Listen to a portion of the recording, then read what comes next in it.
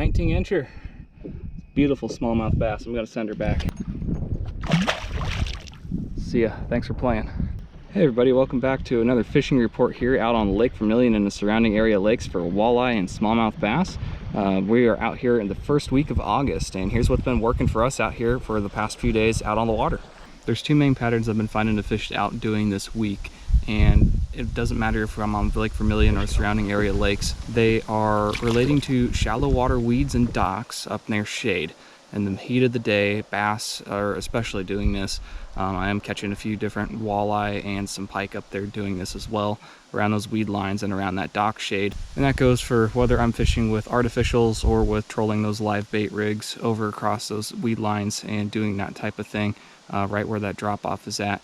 As far as the bass go up shallow, the smallmouth have been really relating to the docks that have a little bit more shade underneath them, the ones that have a few more posts going in, and the ones that are closest to the points and the drop-off areas out there in the lake where they can go out from the rocky offshore structure that is so prevalent up here up to the shallows and the shade during the middle of the day when the sun's up high, and just kind of rest there until they're ready to go feed again.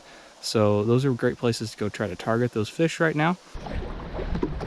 Nice Lake Vermilion smallie right there. We're fishing these docks around this windy point over here, and this guy came off of it. He hit it a couple times before I actually ended up hooking up into him. Got another nice one. Third fish off the same dock. This is the best one so far. Oh, where'd he go? There you go. Nice job. Camera in one hand, net in the other. You're not doing too bad there. Another one on the old Ned rig right there. And another chunky, probably about 16-inch smallmouth bass. We're gonna get her right back in the water here. Some crappie are being caught up there along those same areas as well. I haven't been targeting them specifically, but have run into a couple of nice ones this week doing the same kind of stuff, fishing Ned rigs and trying to go up and around some of the shallows with some smaller baits. As far as a moving bait goes up shallow that I've been able to catch some bass on, and it's been the most productive bait that's not a Ned rig for me, has been a chatterbait this week. I've been throwing one that's a green pumpkin, and it's got a bright chartreuse curly tail grub on the back of it. It's a lot of vibration coming off of that, so it's easy for them to find, and it's got a lot of motion to it, so it's just something that they can find quickly while it's moving through that shallow water. And I'm using it as a search bait to find fish first, and as soon as I start getting bites or I'm starting to get a couple hits, I usually go back through those same areas with a slower presentation, and I'm starting to pick off more and more bass as I'm doing that. Most aggressive fish in the school are still hitting some of those top baits and some of the suspended baits like a jerk bait or a crank bait or swim bait type stuff. But as soon as you throw that back in there, that little Ned rig like I've shown you guys before, these guys come back out and you'll end up catching several more fish kind of as a cleanup tool to go catch the rest of them. And this is just outperforming everything else hands down right now on the lake. The majority of the fish in these lakes I've been going to are out over offshore rock humps and islands and different points that stick out, specifically ones that have a hard bottom with a lot of big chunky rock mixed in there, and a couple nicer big boulders. And usually those big boulders, or right where the drop-off edge is, are where I'm finding the bigger and more active fish at, the ones that are looking to feed. A lot of the fish that I've been catching up in those areas have been feeding on crawfish pretty heavily, at least for the bass and the walleye. The ones I have cleaned for walleye have had crawdads in their stomachs, and the bass have been throwing up crawfish as I've been reeling them in. The Ned rig I've been throwing this week has been an exact match for the color of the crawfish that we have going on right now in these lakes, in Lake Vermilion and in the surrounding area. And that's been just a perfect bait, I think, to imitate that and get more bites when the fishing's been kind of tough middle of the day. This color of Ned rig I've been throwing this week has been this like fire craw on the top with more of like a green pumpkin on the bottom. That's been catching a lot of these fish. A lot of these bass that are sitting out here on these docks and on offshore structures are both feeding up on crawfish, and this is matching the color of the crawfish that we have in our lakes right now really well with these rusty crawfish that are all over the place for food for these bass. A little offshore rock pile off this drop off out here. Got a nice smallmouth on.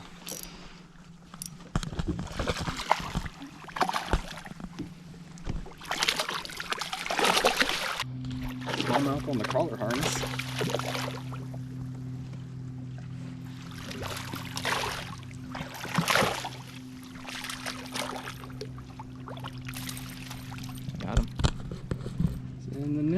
Some of the smallmouth have been hitting the crawler harness as well. My most productive color this week has been gold by far, and I've been using this one here that's got a kind of hammered gold blade to it.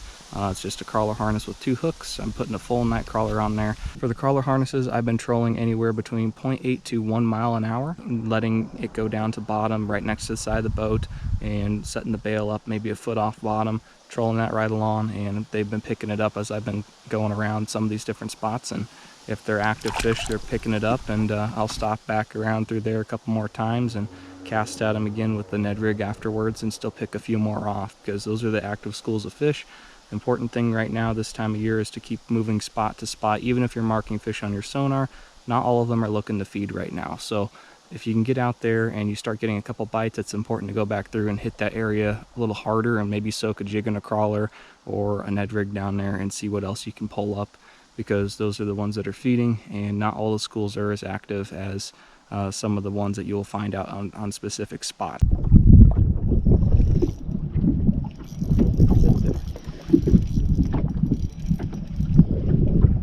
Walleye. Letting it sit there. Nice eater-sized walleye right there. Got 3 keepers. Another one bites the dust. The old Ned rig getting the walleye and smallmouth off the same rock piles out here. Fish seem to be moved out to their typical late summer pattern. Dog days are here. As far as water temperature goes, the areas that I've been finding a lot of those fish in have been anywhere between 70 to 75 degrees. There's some bays that are up in the very shallows that have been, during the middle of the day, getting up over into 78-degree water temperature.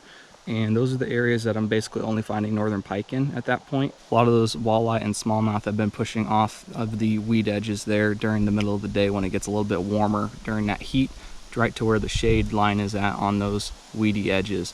The side of the lake where the sun's casting a shadow onto as well has been very good. Earlier in the morning and later in the evening have been the best times to get out and fish. It's when the fish have been most active, whether you're fishing a deep offshore rock bite or you're fishing up shallow for those shaded fish in the weeds in the docks. Oftentimes when you're starting to catch smallmouth and walleye out there on those rock humps, they're in the same areas. I've been finding wherever I've been able to catch a walleye, I can go back through and fish a Ned rig and find a few smallmouth in the area, or vice versa with a crawler harness, and start trolling for those walleye. That way, if I'm going for bass, I might bump into a few bass, throwing plastics out there, and then go troll that same spot and pick up a couple walleye through the area. So they're out in the same spots. Everything's kind of going out there to that, and it's setting up for a very good August bite. 19-incher. Beautiful smallmouth bass. I'm gonna send her back. See ya. Thanks for playing. Found that just like letting it sit in place and just kind of vibrating into the rod, just kind of like letting that worm do its thing down there. It's been getting a lot of more bites whenever they're being finicky. Yeah.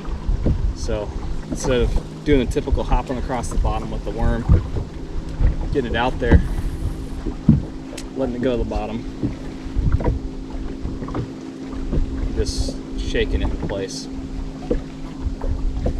Ooh. There she is. Hooked up.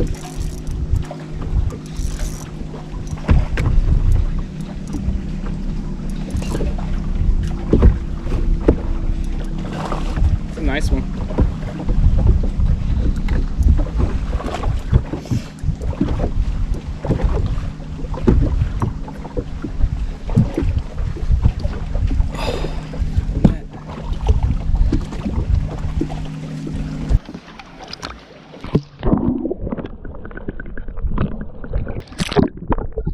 Just caught this guy over here off of this dock that's got a little bit more shade underneath it as well.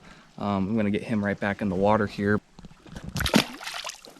This dock here has got a lot of different support posts underneath it and an extra shade with the boats, 2 boats on it. A little bit longer walkway, and it's all wood, so there's wooden posts everywhere. There's a lot more structure and a lot more cover for those fish to sit up underneath. And that's where I've been finding the most of the bass. It's not just like every dock has got fish sitting on them right now. It's more or less the ones that have got that and are adjacent to the deeper water where they can go offshore and come up shallow to feed quickly. So these are great little honey holes to go up and try to go catch some smallmouth bass around. With number 4 off the same dock here. Oh, he just threw up a bunch of stuff. All those bubbles in the water. I did. Those are old crawfish.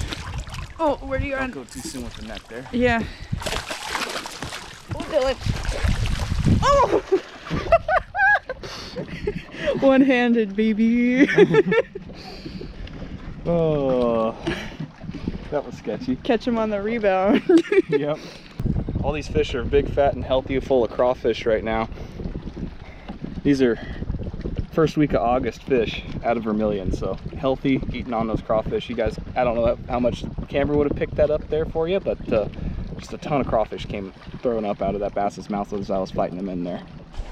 This dock's got that cross bracing. I'm looking at how it's like, I'm trying to figure out why they like this. I think they like the shade over the top because the 2 boats are actually in it, so it's a bigger area of shade, and it's got the bracing with crossbars. It's still in deeper amounts of water. Yeah, I mean it's shallow here, but it's like deeper than up there.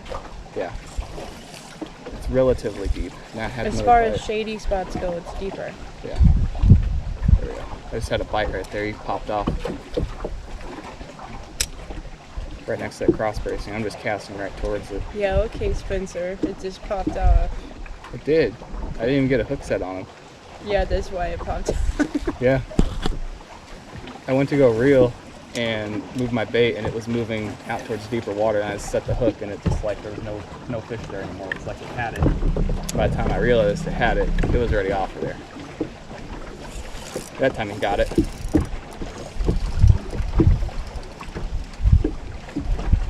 Whoa, might be bigger than I thought he was, slightly. Choked it. Crawfish claws, yay! Nice Lake Vermilion walleye right there on the same bait. We've been catching all of our bass on. It's been this way whether I've been fishing Vermilion or surrounding area lakes to it. Walleye have been eating the same bait. That Ned rig has been the best for both species all week. That one's gonna come home with us for dinner. It's about a perfect size eater, close to 15 inches. Thank you guys for watching this fishing report. Make sure to subscribe so you don't miss the next one. Remember to explore deeper. There's more out there.